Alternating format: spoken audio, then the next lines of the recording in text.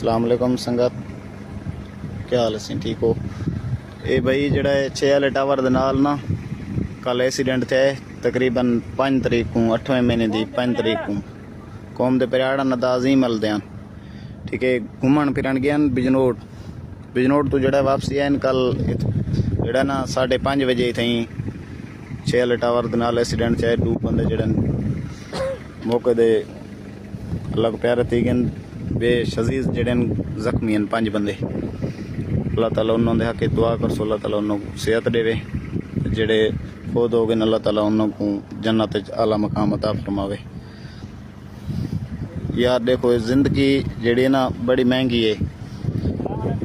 आप लोग जड़ा है घर चलो घूमन फिरन तो आवे थोड़ा ख्याल क्या नहीं रखते। इतों आते चस्का 2 मिनट का चस्का देख उन्होंने माँ प्यो के दिल दे क्या गुजरती उसे।